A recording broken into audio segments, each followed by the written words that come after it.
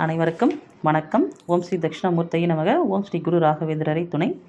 என் குருநாதராகிய அஸ்ட்ரோபாலா ஐயாவிற்கும் அகில உலக மகளிர் ஜோதிட பேரவை தலைவி கிருஷ்ணவேணி அம்மாவிற்கும் என்னுடைய குரு வணக்கங்களை முதல் தெரிவித்துக் கொள்கிறேன். நான் வேலூர்லேருந்து ஜோதிட குபேர கஜோலி சந்திரன் பேசுகிறேங்க. முதலில் இந்த பட்டிமன்றத்தில் எனக்கு தலைமை பொறுப்பாகி நடுவர் பொறுப்பை வழங்கி நல்லதொரு தீர்ப்பை வழங்க வாய்ப்பளித்த தலைவிக்கு என்னுடைய மனமார்ந்த நன்றிகள். பார்த்தீங்கன்னாக்கா இப்போது நேற்று மாலை சனிக்கிழமை மாலை பார்த்தீங்கன்னா 23வது பட்டிமன்றம் துல்லியமாக பலன் எடுக்க பயன்படுவது ஜனனகால கிரக நிலைகளா அல்லது கோச்சார கிரக நிலைகளா என்ற தலைப்பில் மிகவும் சிறப்பாக நடந்து ஏறியது. பேசிய அனைத்து தோழிகளும் தங்களுடைய பதிவுகளை சிறப்பாக பதிவிட்டு இருந்தார்கள்.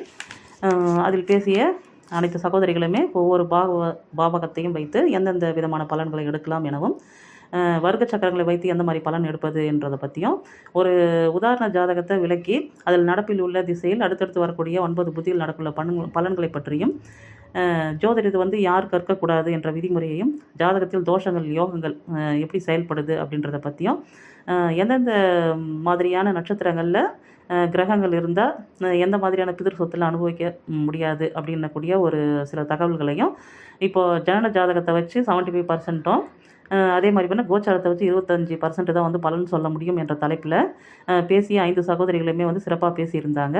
அதே போல் பார்த்தீங்கன்னாக்கா கோச்சார நிலையே சிறப்பானது என்ற அணியில் பேசினவங்க லக்னம் லக்னாதிபதி ராசி தசாபுத்தியோடு சேர்த்து கோச்சார நிலைகளும் கவனித்து பலன் சொன்னால் தான் அந்த பலன் முழுமை பெறும் அப்படின்ற விஷயத்தை ஆணித்தரமாக சொல்லியிருந்தாங்க.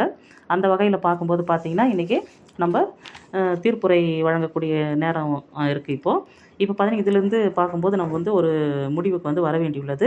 இப்போ பார்த்தீங்கன்னாக்கா இதில் ஜனனகால கிரக நிலைகளா கோச்சார கிரக நிலைகளா என்ற தலைப்பில் எது துல்லிய பலன் எடுக்க உதவும் என்று சொல்வதற்கு முன்னாடி அதற்குண்டான சில அணுகுமுறையையும் கூறிட்டு பிறகு தீர்ப்பளிக்கலாம் என்று இருக்கிறேன். இப்போது பார்த்தீங்கன்னா முன்னெல்லாம் பார்த்தீங்கன்னாக்கா ஒரு 50 வருஷத்துக்கு முன்னாடிலாம் பார்த்தீங்கன்னா நிறைய பேருக்கு ஜாதகமே எழுதப்படலைங்க. அப்போல்லாம் பார்த்தீங்கன்னாக்கா அந்த அளவுக்கு தேதியோ அதோட ஒரு நேரமோ துல்லியமாக எடுக்கலைங்க. வீட்டில் கூட குழந்தைக்கு பிறந்த காலங்கள்லாம் உண்டு. அப்போ பார்த்தீங்கன்னாக்கா ஒரு தோராய கணக்காக சொல்லுவாங்க. இப்போ சூரியன் மறையும் போது பிறந்தது, இல்லை ஒரு விளக்கு வைக்கிற நேரத்தில் பிறந்தது, அப்படின்னாக்கா உச்சி நேரத்தில் குழந்தை பிறந்தது, ஒரு வெள்ளிக்கிழமை சாயங்காலம் நினைக்கிறேன் பிறந்தது அப்படின்ட்டு ஒரு தோராய கணக்காக தான் அப்போ சொன்னாங்க. நிறைய பேருக்கு ஜாதகமே இல்லாத காலகட்டங்கள்லாம் உண்டு. அதுக்கப்புறமா பார்த்தீங்கன்னா கொஞ்சம் கொஞ்சமாக மாறி இந்த மாதிரி ஜாதகம்லாம் கணிக்க உதவும். இந்த மாதிரி வருங்கால வாழ்க்கை பற்றிலாம் கணிக்கலாம் அப்படின்ற நிலைகள்லாம் வரும்போது அதுக்கப்புறமா கொஞ்சம் கொஞ்சமாக ஒரு பிறந்த ஊர், கிழமை, தேதி, நேரம் எல்லாம் கொஞ்சம் கொஞ்சமாக எடுக்க ஆரம்பித்தாங்க. அதுக்கப்புறமா மாறி பார்த்தீங்கன்னாக்கா இப்போ ஹாஸ்பிட்டலே பிறக்கிற குழந்தைங்களுக்கு அவங்களே பார்த்தீங்கன்னாக்கா ஒரு பிறந்த நேரத்தெல்லாம் குறித்து ஒரு சார்ட் போட்டு கையில் கொடுத்துட்றாங்க. அதை வச்சுக்கிட்டே நம்ம அந்த தேதிகளை மறந்துட்டாலும் இல்லை அந்த நேரத்தை நம்ம மறந்துட்டாலுமே கூட அதை வச்சு நம்ம எப்போ வேணாலும் ஜாதகத்தை எழுதிக்கக்கூடிய அளவுக்குலாம் இன்றைக்கி வந்துடுச்சு. இதெல்லாம் விட பார்த்தீங்கன்னாக்கா இன்றைக்கி ஒரு கட்டம் மேலேயே போயிட்டு இப்போ குழந்தை பிறக்கக்கூடிய நேரம் அப்படின்றத விட பிறக்க வேண்டிய நேரத்தை நம்ம இப்போது அவங்களாவே முடிவு பண்ணி எடுக்கக்கூடிய அளவுக்கு இன்றைக்கி காலங்கள் மாறி வந்திருக்குது. ஏன்னு பார்த்தீங்கன்னா இன்றைக்கி சிசேரியன் என்ற ஒரு விஷயம் இன்றைக்கி நடைமுறையில் அதிகமாக வந்துட்டதுனால குழந்தைங்க பிறக்கக்கூடிய நேரத்தை அந்த பெற்றோர்களாகவே ஒரு நல்ல ஜோதிடர்கிட்ட அணுகி குறித்து அந்த நேரத்தில் குழந்தை எடுக்கக்கூடிய ஒரு அளவுக்கு இன்றைக்கி முன்னேற்றம் இன்றைக்கி வந்திருக்குதுங்க. இந்த நேரம் சரியான நேரமாக இந்த நேரத்தில் எடுக்கலாமா, என்னைக்கு பார்த்து செய்யலாம் அப்படின்ட்டு கேட்டு தெரிஞ்சு போய் செஞ்சாலுமே கூட பார்த்தீங்கன்னாக்கா அந்த பிறக்கிற நேரத்தில் ஏற்படக்கூடிய சில அசௌகரியங்கள் காரணமாக என்ன ஆகுதுனாக்கா இந்த நாள், கிழமை, தேதின்னு கொடுக்கக்கூடிய இடத்துலலாம் சரியாக வந்துட்டாலுமே கூட பார்த்தீங்கன்னா அந்த நேரம்ன்ற இடத்துல வரும்போது சில மாற்றங்கள் ஏற்படுறதுக்கு வாய்ப்புகள் உண்டுங்க. ஏன்னா அந்த சொல்கிற அந்த அக்யூரேட்டான நேரத்தில் நடக்குமா அப்படின்றது அந்தளவுக்கு தெரியாது. அதே மாதிரி பார்த்தீங்கன்னாக்கா அந்த டாக்டரு கூட இருக்கிற நர்ஸுங்கெலாம் பார்த்தீங்கன்னாக்கா அவங்க பிறந்த உடனே குழந்தையோட நேரத்தை குறிக்கிறாங்களா, அப்படி இல்லைனாக்கா அந்த தொப்புள் கொடின்னு சொல்லக்கூடிய அந்த இது கட் பண்ணிவிட்டு அந்த குழந்தை இந்த உலகத்தோடு டச் ஆகி இந்த வான்மண்டலில் கூட அந்த மூச்சு காற்றை முதல்ல சுவாசிக்கிற நேரத்தை குறிக்கிறாங்களான்றது நம்மளுக்கு தெரியாதுங்க. இதில் பார்த்தீங்கன்னா ஒரு மினிட்ஸ்லேயோ இல்லை ஒரு செகண்ட்ஸ்லேயோ அந்த வேரியேஷன் வரதுக்கு கண்டிப்பாக வாய்ப்புகள் உண்டுங்க. அதில் பார்த்தீங்கன்னாக்கா இன்னும் சொல்லப்போனால் ஒரு சில குழந்தைங்கலாம் பார்த்தீங்கன்னாக்கா ஒரு 10 நாளுக்கு முன்னாடி பிறக்கிறது, ஒரு 20 நாள் முன்னாடி பிறக்கிறது, இல்லை குறைப்பிரசவம் சொல்லக்கூடிய இதில் ஒரு 7ஆம் மாதம் 8ஆம் மாதம் பிறக்கிற குழந்தைகள் உண்டு. இப்போது முதல் குழந்தைன்னு பார்க்கும்போது பார்த்தீங்கன்னா ஒரு சீமந்தம்லாம் குறிச்சிருப்பாங்க, நாள் குறிச்சிருப்பாங்க. அதுக்கு முன்னாடி கையில் குழந்தைய வச்சுட்டு இருக்கிறவங்களாம் கூட உண்டுங்க. அந்த மாதிரி பார்த்தீங்கன்னா இந்த ஜனனமோ மரணம் அப்படின்ற ஒரு விஷயம் பார்த்தீங்கன்னாக்கா யாரோட கையிலுமே கிடையாதுங்க. அது ஒரு தேவ ரகசியம், இறைவனால் மட்டுமே நடத்தப்படக்கூடிய ஒரு விஷயங்க அது.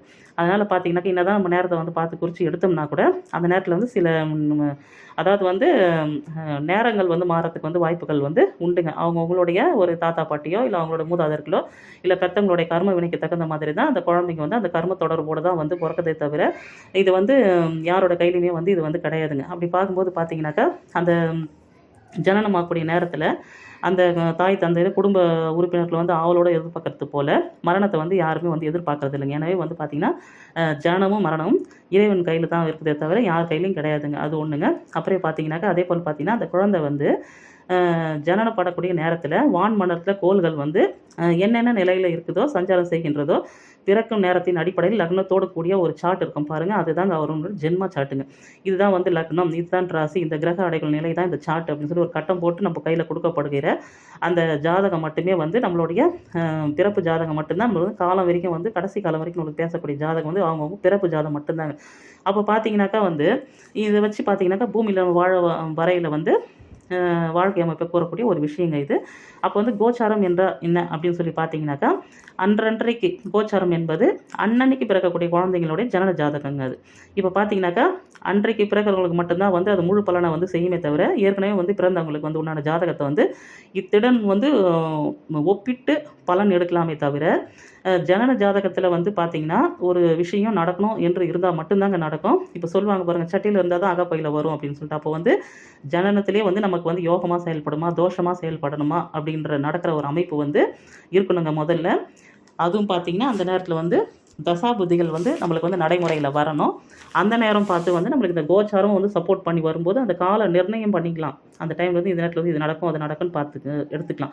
இப்போ பார்த்தீங்கன்னாக்கா ஒரு கிரக மாளிகா யோகம் நம்ம சொல்கிறோம். அந்த யோகத்தில் பார்த்தீங்கன்னாக்கா எல்லா கிரகம் வந்து தொடர்ச்சியாக இருக்குங்க, வரிசையாக வந்து மாலை போல் அமர்ந்திருக்கும். அப்போ பார்த்தீங்கன்னா ஒரு வீட்டில் ஒரு கிரகங்கள் தனித்தனியாக இருக்கும்போது அது வந்து பெருத்த பாதிப்பை வந்து செய்கிறது கிடையாதுங்க. இப்போ 2 சுப கிரகங்களோ இல்லை 2 3 பாவ கிரகங்களோ ஒரு 2 கிரகம் 3 கிரகம் வந்து கூடி இருக்கும்போது மட்டும்தான் வந்து அந்த கிரகங்களுடைய தாக்கங்கள் வந்து ரொம்ப அதிகமாக இருக்குதே தவிர தனித்த கிரகத்துக்கு வந்து பலன்கள் வந்து அந்த அளவுக்கு வந்து பாதிப்பு பலன் வந்து குறைவுதாங்க. அப்படி பார்த்தீங்கன்னாக்கா நம்ம வந்து அது சுபர் சேர்க்கையில் இருக்குதா இல்லை அசுப சேர்க்கையில் இருக்குதான்றதை ஃபஸ்ட்டு வந்து சுபர் சேர்க்கைன்னா எந்த மாதிரிங்க லக்ன திருவோணத்தில் சேர்ந்துருக்கிறாங்களா இல்லை கேந்திர கோணாதிபதிகள்லாம் வந்து சேர்ந்துருக்கிறாங்களா இல்லை பாவகர தொடர்பு இருக்குதா அப்படின்றத எல்லாத்தையும் பார்த்து தாங்க இந்த விஷயம் நடக்கும், இந்த நேரத்தில் நடக்கும் அப்படின்றத வந்து நம்ம எடுக்க முடியுமே தவிர ஒரு வீடு கட்டுறதா இருக்கட்டும், ஒரு திருமணம் செய்கிறதா இருக்கட்டும், ஒரு குழந்தை பிறக்கிறதா இருக்கட்டும், ஒரு புதுசாக ஒரு தொழில் தொடங்குறதோ இல்லை ஒரு வேலை அமைகிறதோ எந்த மாதிரி ஒரு விஷயம் வந்து நம்ம ஜனன ஜாதகத்தில் வந்து நடக்கணும்னு தீர்மானிக்கப்பட்டிருந்தால் மட்டும்தான் நடக்குமே தவிர அதுவும் வந்து அப்போ நடக்கக்கூடிய தசையோ புத்தியோ வந்து அந்த நடைமுறைக்கு அந்த நேரத்துக்கு வரணும். அதுவும் பார்த்தீங்கன்னாக்கா நேரடியாக வந்து தசா புத்தி தான் நடக்கணுன்றது இல்லை, அவங்களுடைய சம்மந்தப்பட்டவங்க இப்போ ஒரு அவங்களோட பார்வையில் இருக்கிறவங்க, அவங்களோட கூடி இருக்கிறவங்க, இல்லை ஒரு சாரம் பெற்றவங்க, இந்த மாதிரி மற்ற கிரகங்களாக இருந்தால் கூட அவங்களோட வந்து கனெக்டிவிட்டி ஆகிட்டு வரும்போது மட்டும்தான் அந்த நேரத்தில் வந்து கோச்சாரமும் சப்போர்ட் பண்ணும்போது அந்த நிகழ்வு நடக்கும். அப்போ பார்த்தீங்கன்னாக்கா நடக்கணுன்ற ஒரு விஷயம் முதல்ல ஜாதகத்தில் இருக்கணும், தசாபுத்தி சப்போர்ட் பண்ணணும். அந்த நேரத்தில் கோச்சாரமும் சேர்ந்து படும்போது மட்டும்தான் வந்து கால நிர்ணயம் பண்ண முடியும். இப்போ கோச்சார கிரகம் பார்த்தீங்கன்னாக்கா ஜனன கால கிரகங்களோடு ஒப்பிட்டு தான் வந்து பலன் எடுக்கணுமே தவிர கோச்சாரத்தை மட்டுமே வைத்து ஜனனத்தில் இல்லாத ஒரு நிகழ்வை நடத்த முடியாது. இப்போ பார்த்தீங்கன்னா கோச்சாரம்ன்றது என்னன்னு பார்த்தீங்கன்னா இப்போ சந்திரனை வந்து பேஸ் பண்ணி தான் வந்து நம்ம பார்க்குறோம் இல்லைங்களா. இப்போ வந்து ஒரு பயிற்சி எடுத்துக்கிறோன்னு வச்சுக்கோங்களேன். இப்போது என்ன சொல்கிறோம், இப்போது ஜனன கால சந்திரனை பேஸ் பண்ணி 7.5 சனி, ராகு கேது பயிற்சி, இந்த குரு பயிற்சி அப்படிலாம் வந்து நம்ம எடுக்கிறது கூட பார்த்தீங்கன்னா ஜனன சந்திரனுக்கு இப்போ கோச்சாரத்தில் வரக்கூடிய சனி பகவான் 12 1 2லேயோ இல்லை வந்து 4 7 8ன்ற அமைப்புலையோ இல்லை குருவாகப்பட்ட 6 8 12 வரும்போது சுப அமைப்பு கிடையாது. அதே மாதிரி பார்த்தீங்கன்னாக்கா 7 5 9லலாம் வரும்போதெல்லாம் பார்த்தீங்கன்னா நல்ல ஒரு காலகட்டம் அது அப்படின்னு சொல்கிறோம். இந்த ராகு கேதுகள் வந்து 3 6 10 11லாம் உபயஸ்தானம்லாம் வரும்போதெல்லாம் வந்து நல்ல பலன்னு சொல்லிட்டு நம்ம சொல்கிறோம். இப்போ அது வந்து எதை சொல்கிறோன்னா நம்மளுடைய ஜனன ஜாதகத்தில் இருக்கக்கூடிய சந்திரனை பேஸ் பண்ணி தான் இன்றைக்கி கிரக நிலைவுகளை வந்து வச்சு நம்ம வந்து இதை எடுக்கிறோமே தவிர இன்றைக்கி ப்ரெசென்ட்டில் இருக்கக்கூடிய ஒரு ஜாதகத்தை வச்சு வந்து நம்ம வந்து நம்ம பேசுறது இல்லைங்களா. அப்படியே பார்த்தீங்கன்னா கூட அந்த ராகு கேதுகள் வரக்கூடிய வீட்டில் இப்போது பார்த்தீங்கன்னாக்கா ஏற்கனவே வந்து நம்மளுடைய ஜாதகத்தில் ஏதாவது கிரகங்கள் வந்து அந்த வீட்டில் இருக்கணுங்க. அந்த மாதிரி இருந்தால் மட்டும்தான் அந்த கிரகத்து மேலே இந்த ராகுவோ கேதுவோ சனியோ அப்படின்னு சொல்லக்கூடிய ஒரு கிரகங்கள் வந்து அவங்க போகும்போது ஒரு செயல்பாட்டை வந்து நடத்திட்டு போவாங்க அப்படின்னு எடுத்துக்கலாம். இதுலேயே வந்து ஜனன குருவோட சம்மந்தப்பட்டாலோ இல்லை கோச்சாரத்தில் குரு வந்து நல்ல விதமாக சம்மந்தப்படும் போது பார்த்தீங்கன்னாக்கா அதுவும் வந்து பெருசாக பாதிப்பை கொடுக்காம சுமூகமாக போகக்கூடிய ஒரு தன்மை தான் வந்து கிடைக்குங்க. சரிங்களா. இப்போ அப்படி பார்க்கும்போது பார்த்தீங்கன்னாக்கா இந்த மாதிரி பார்த்தீங்கன்னா மாத கிரகங்கள், வருட கிரகங்கள், 4 கிரகம்னு பார்த்து அந்த வீட்டில் வந்து ஜனனத்தில் இருக்கும் கிரக நிலைகளையும் அறிந்து பலன் பார்த்ததாங்க சரியாக வரும். அப்படி பார்க்கும்போது இப்போ ஜாதகமே இல்லாதவர்கள் பார்த்தீங்கன்னாக்கா பார்த்தீங்கன்னாக்கா வந்து கேட்கும்போது இப்போ வந்து முன்ன காலத்தில் ஜாதகமே இல்லாதவங்கலாம் வந்து பார்த்தாங்கனாக்கா அவங்களுக்கு வந்து அன்னைக்கு உண்டான ஒரு கோச்சாரத்தை போட்டு பிரசன்னன்ற முறையில் போட்டு லக்னம் உட்பட போட்டு அந்த நேரத்தில் பார்த்து சொல்லக்கூடிய பலன்களும் சக்ஸஸ் ஆகுதுங்க. அதே போல் வந்து சந்திர நாடின்னு பார்த்தீங்கன்னாக்கா ஒரு கேள்விக்கு ஒரு பதில். இப்போ வந்து செய்யலாமா வேணாவா, இது நடக்குமா இது நடக்காதா, இந்த நேரத்தில் வந்து ஒரு கன்ஃபியூஷனாக இருக்குது, இதை செய்யலாமா வேணாமான்னு கொஞ்சம் பார்த்து சொல்லுங்கள் அப்படின்னு கேட்கும்போது இன்ஸ்டண்ட்டாக ரிசல்ட் எடுக்கிறதுக்கு பார்த்தீங்கன்னாக்கா அந்த சந்திர நாடின்ற ஒரு விஷயமும் வந்து நல்லா செயல்படுதுங்க. இப்போ போகக்கூடிய சந்திரனை வச்சே வந்து இன்றைக்கி வந்து என்ன கேள்வி அவங்க கேட்டு வந்திருப்பாங்கன்னு ஸ்மார்ட்லேயே வந்து எடுத்து அந்த நேரத்தில் வந்து உடனடி ரிசல்ட்டை கொடுக்கக்கூடியது இந்த சந்திர நாடின்னு சொல்லக்கூடிய ஒரு வகை விஷயம் இல்லைங்களா. இந்த மாதிரி பார்க்கும்போதுனா அப்போ வந்து கோச்சாரம் என்பது அன்றன்றைக்கு பிறக்கும் குழந்தைகளுக்கு உண்டான ஜனன ஜாதகமாகவும் ஏற்கனவே பிறப்பு எடுத்து ஜாதகம் உள்ளவர்களுக்கு ஜனனகால கிரக நிலைகள் மேல் இவர்கள் நகர்ந்து செல்லும் போது சில செயல்பாடுகளை செய்துவிட்டு செல்வார்கள் எனவும் எடுக்கலாங்க.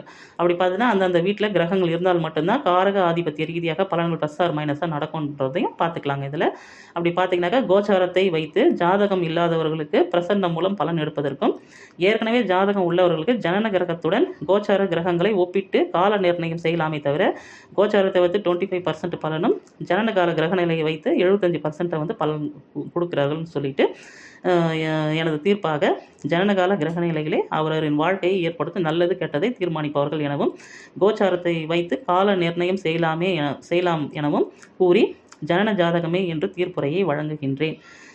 எனக்கு இதுவரை தீர்ப்புரை வழங்க வாய்ப்பளித்த தலைவிக்கு மீண்டும் ஒரு முறை நன்றி கூறி இரு அணியிலும் பேசிய அனைத்து அன்பு சகோதரிகளுக்கும் வாழ்த்துக்களை கூறி இதுவரை பொறுமையாக கேட்ட நம் குழுவில் பயணிக்கும் அனைத்து நல் உள்ளங்களுக்கும் நன்றி பாராட்டி என் உரையை நிறைவு செய்கின்றேன்.